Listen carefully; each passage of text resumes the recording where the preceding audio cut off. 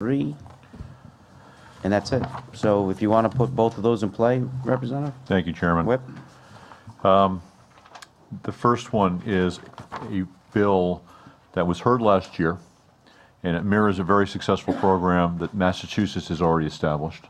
And it is something that everyone always says that we should emulate Massachusetts if we want to be more successful.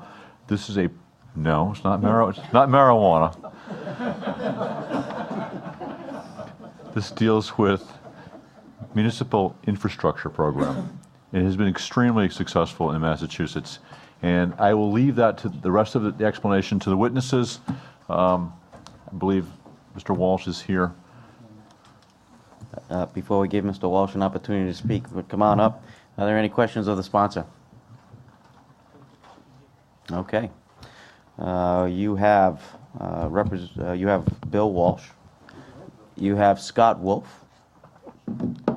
You also have Peter Fredericks. Is he still here? No? Okay. We also have James Riordan. Riordan. Yeah, got it right the first time. Yep, very good. And I know Brenda Clement was not able to stay. She left. So these are your 3 people testifying on this bill. So, Bill, if you will stop, please.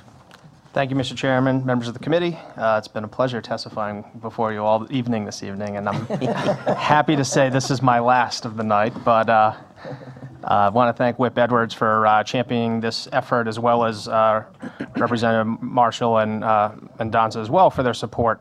As the Whip noted, this is modeled after the very successful MassWorks program, and it's been instrumental in helping communities rebuild and provide the critical infrastructure, typically last dollar financing that they need to get developments off the ground. The bill itself doesn't authorize a particular funding number, but what we're trying to do is get this program rolling and be able to run from there. So we certainly support passage of the bill, but we also would support finding alternative ways to fund the operations separate from any direct appropriation, which could potentially include financing through the green bond. But what it does is provide grants for public infrastructure. We're trying to help these communities build their plans. You know, we've heard a lot this evening about the struggling nature of municipal finances and how can they provide the critical services and needs in their communities. Well, this is a state program that's been vastly successful in Massachusetts. They've been supporting this program with about $85 million a year in direct appropriation. For scale purposes, we estimate that to be about $15 million. It would be a comparable spend in our state. And it typically comes in as last dollar financing. There's a project in Mashpee, Massachusetts that I like to describe. It was a $900,000 grant that the town of Mashpee applied to in order to do some final stormwater, water, and other road projects, which helped lead to a $20 million development that had more than 50 housing units, as well as 100,000 plus square feet of commercial space. And that property now generates $140,000 a year to the tax rolls of the town of Mashpee. So what we're here with the builders, Grow Smart, the municipalities, everybody aligned together saying this program is working in Massachusetts. It's been part of their success, and we very much hope to achieve the same successes here. I think it's important to note lastly that the $85 million that they have been supporting, Governor Baker of Massachusetts wants to kick that up to $300 million. So we're already behind the game, and there's a lot we can do, and we're just saying, let's get this thing started. So we appreciate your consideration. We support passage of this bill, and please help us find some resources to tee up a pilot program in the Green Economy Bond as well. Boy, that sounds great. That sounds like a historic tax credit program should be rolled into this Rhode Island Municipal Infrastructure Group. Oh, Scott Wolf is here to speak to that point. I appreciate that. I appreciate that segue, Mr. Chairman and members of the committee. You know, anybody who is cavalier or critical of you folks and doesn't think you deal with important and varied issues ought to sit through several hours of of your deliberations. I mean, they may not always be scintillating, but they're important and useful and critical for the state's well-being. So kudos to all of you. Thank you.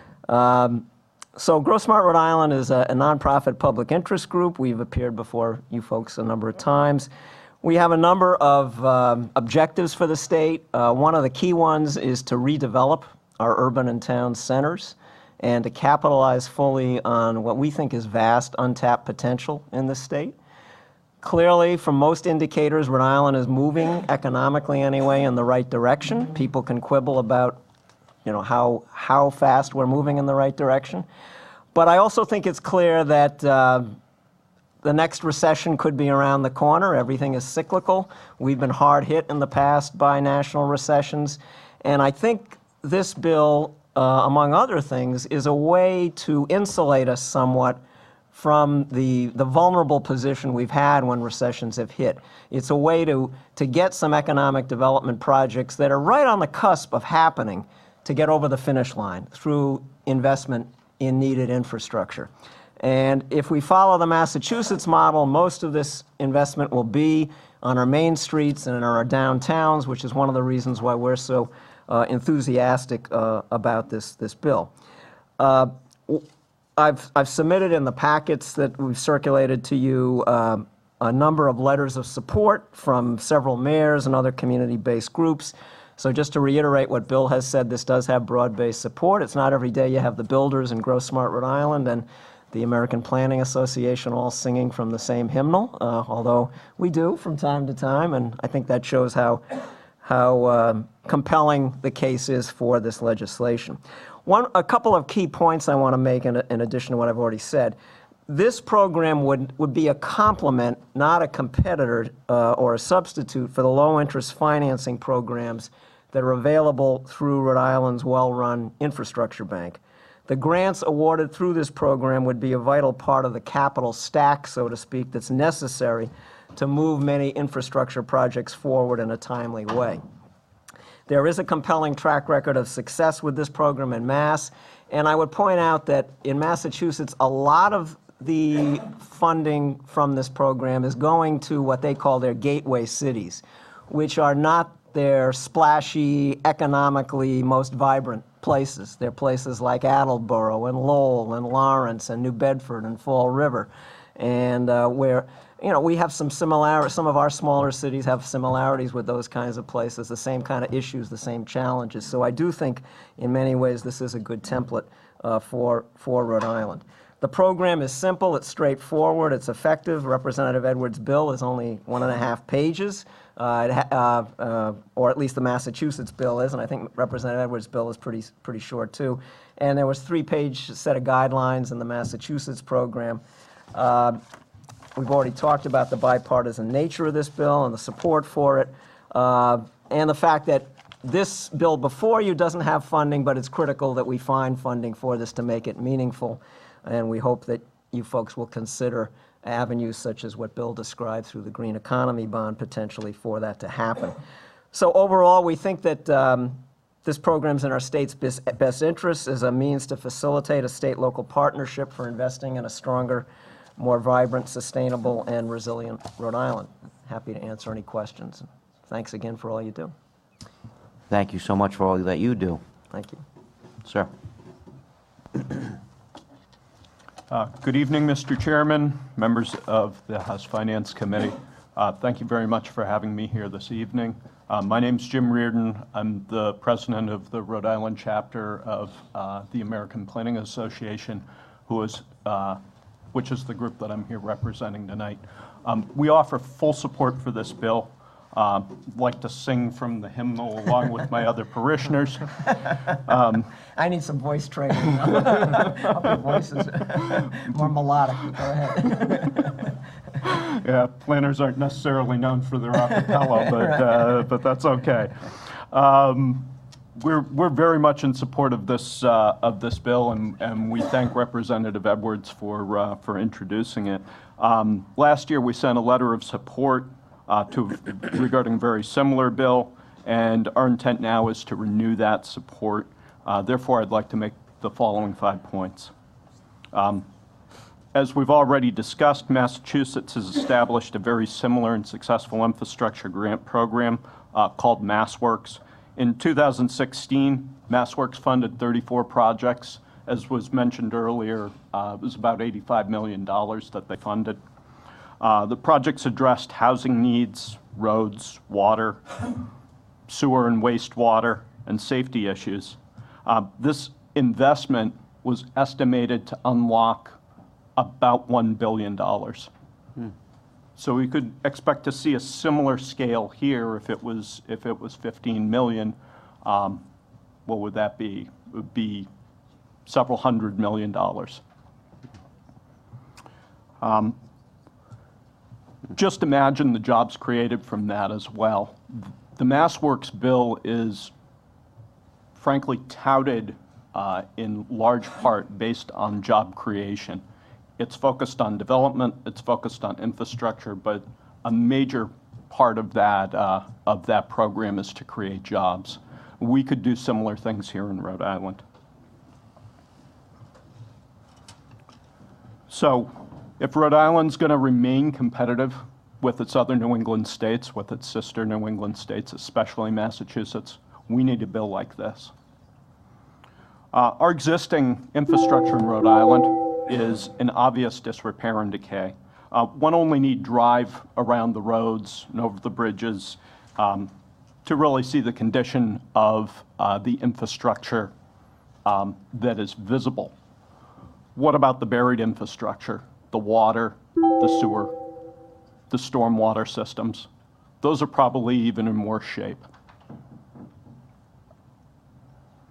These crumbling systems and the pressure to develop and grow are frankly aggravated by a wetter, stormier climate. And so we can expect more flooding problems, more wastewater problems if we continue to ignore our existing infrastructure. Third point. If we're going to invest, we should take advantage of existing infrastructure systems and existing areas of development. And this bill is nicely set up to do that. It focuses on urban areas. As Scott was mentioning, in Massachusetts, they focused on the gateway cities, which are not the shining cities on the hill, but are in much need of improvement, and redevelopment is often a great vehicle for that kind of improvement. Fourth point, Rhode Island faces massive impending housing shortage. Houseworks Rhode Island estimates a need for 47,000 to 54,000 housing units by 2025. That's only 7 years away, so it's just around the corner. Our overburdened and outdated infrastructure can't serve that kind of need. And the final point is that the federal government isn't going to come in on a white horse to fix our problems for us. We can't expect the same level of investment that we had through the Eisenhower Interstate Program or through construction grants from the 1970s or any of the other kind of programs that we've seen. If we want to be ready for the next decade and want to take advantage of a currently favorable economy, again, as Scott was mentioning, we need this kind of program now. Thank you very much. Thank you very much for your testimony and your patience. We appreciate your insight from the American Planning Institute's perspective. You're very welcome. Any questions of the witnesses? Thank you, Representative. Do you have any further testimony on that bill? Yeah, very briefly. Sure. Everyone in this room has probably heard me say it at least once before. Every dollar you spend in construction, $3 come back to the community. And construction workers traditionally spend 90% of their money within a 12-mile radius of their home. So these local jobs will bring the money, will increase the funds, and will keep the money local. This is something that's really good for Rhode Island. Thank you, Whip. Any questions of the sponsor or the witnesses? Hearing none, that'll close out testimony on 7102. We appreciate your time.